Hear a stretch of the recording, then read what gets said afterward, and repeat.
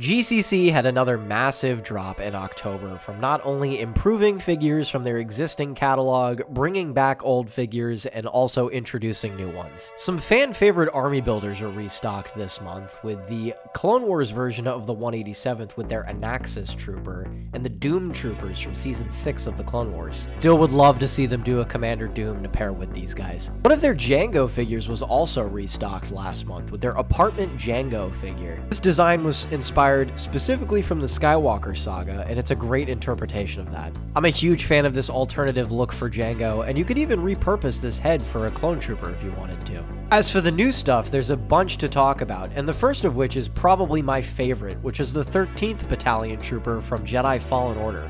These are the clone troopers that Cal Kestis fought alongside when he was a Padawan during the Clone Wars. You got to see them very briefly in a playable flashback for Order 66 during the game. This is an awesome army builder to see in the GCC catalog, and I wish I had a few more of these. These guys look fantastic. And hopefully it's a sign that we have some other yellow clones from a different clone legion on the way.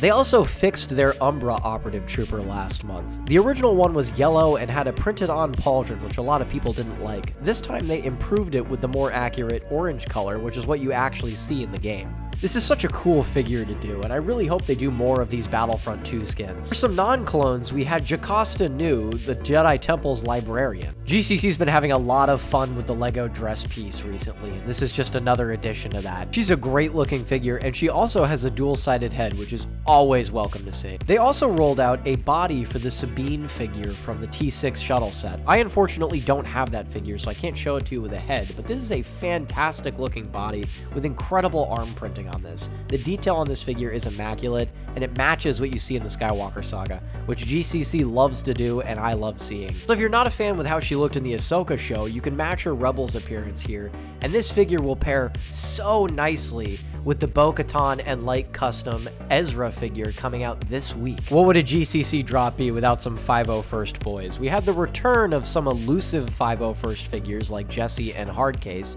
and a new version of Rex. It's great to see Jesse and Hardcase come back into the GCC lineup with these fantastic arm printing variants. These go really nicely with the kicks they released in the previous wave, or if you have the official LEGO Rex figure. Speaking of Rex, they also gave us a new version of their weathered version. This one's not that different from their previous figures. He just has the bolts on his helmet, and he also has arm printing to keep things cohesive with the rest of the 501st clones. I don't think GCC has ever done a drop that disappointed me. I love that they're doing stuff that's not all that conventional, and they're also doing some things to impress some hardcore fans. It's a great way to get someone like me who used to be a purist and not a big custom guy into the custom world, matching that LEGO style. Look, there are some great custom figures out there by some other custom companies, but I really appreciate that these guys do match the style of figures I have loads of. Sometimes customs from other companies can stick out like a sore thumb when they don't match the style that all of your official figures have. So it's awesome that they've been able to not only match that and keep it cohesive, but also just roll out new stuff, some of which LEGO will probably never do.